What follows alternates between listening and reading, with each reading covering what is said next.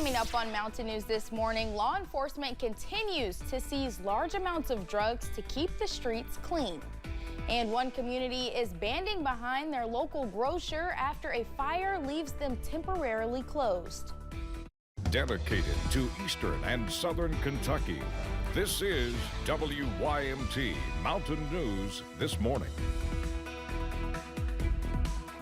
Good morning, I'm Madison Carmouche. We're just past 5:30 this Thursday morning.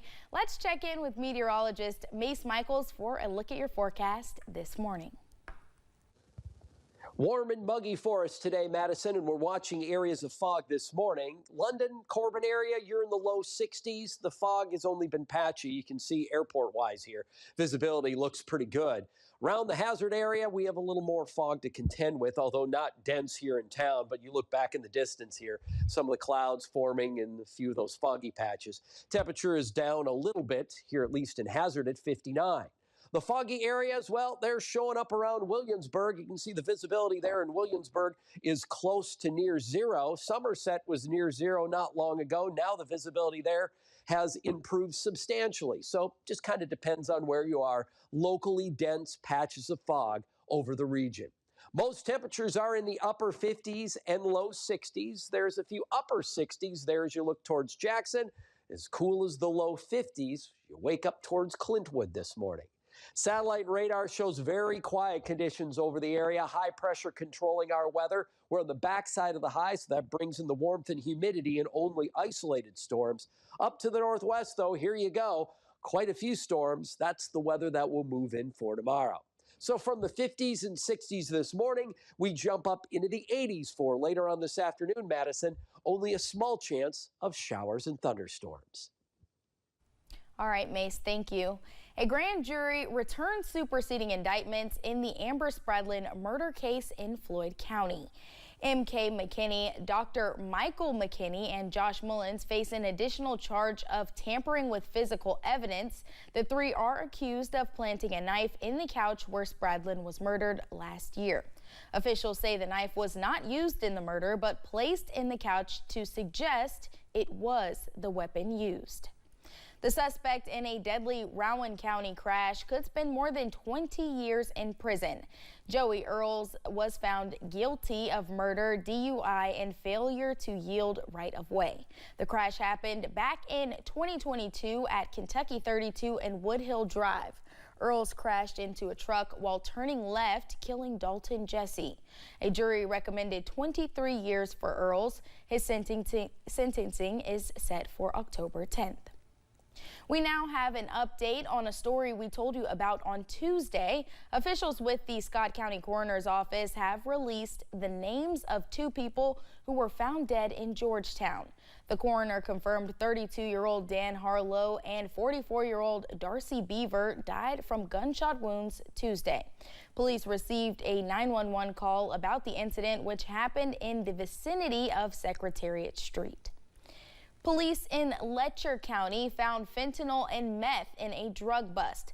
Police say they seized approximately half a pound of meth and 11 grams of fentanyl.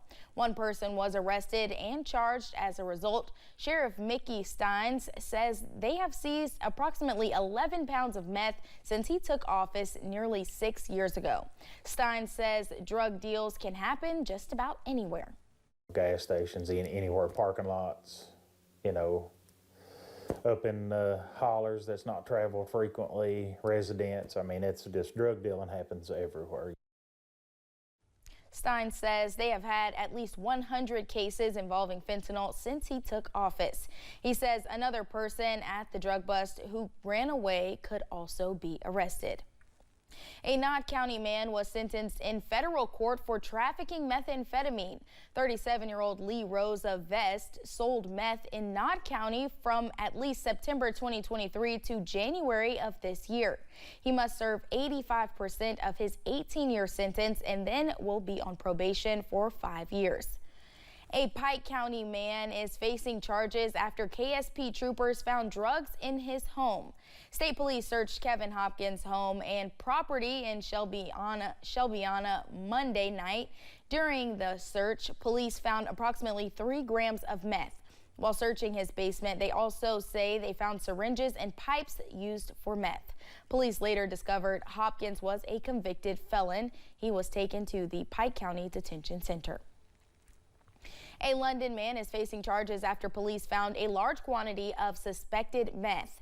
London police officers were trying to serve an active warrant on 44-year-old Robert Laws on Tuesday. After arriving at the home on 301 Morgan Street, police found approximately 1 pound of meth along with multiple bags of marijuana and other paraphernalia. Laws was taken to the Laurel County Correctional Center. A former volunteer fire chief in Pike County has accepted a plea agreement in connection to an indictment for a federal program theft. Christopher Chapman pleaded guilty to 1 count of theft of public funds. Chapman was indicted by a grand jury earlier this year for applying for $50,000 in recovery grant applications and later withdrawing cash on numerous occasions from the awarded money for personal use. On Tuesday, Superior IGA in Clay City was damaged by a fire. The owners have now temporarily closed the grocery store as they look at repairs. WYMT's Amelia Lee tells us what the impact this temporary closing has on members of the community.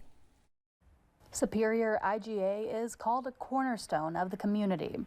Clay City resident and firefighter Lisa Johnson tells us what she saw Tuesday. And the smoke was heavy, very black smoke. But why is the temporary shutdown of a grocery store such a big deal? Johnson tells me that many folks in the community rely on IGA because it's a walk away from where they live. Now they have to rely on a car ride. The nearest grocery store that sells things like produce and meats is in Stanton. That's a city away from where they are now. So a car ride might be necessary to get the groceries they need. Timing it out now to see just how long it takes to get from IGA in Clay City to Kroger in Stanton. That's a 9-minute drive, which could become difficult for some people who have to walk to the grocery store. Because I know a lot of people in this area walk to the store. Some have no means of transportation. In a Facebook post, IGA says they apologize for any inconvenience the closing may cause. But Johnson says, above all, she hopes those who work at the grocery store are going to be okay. They lost their business.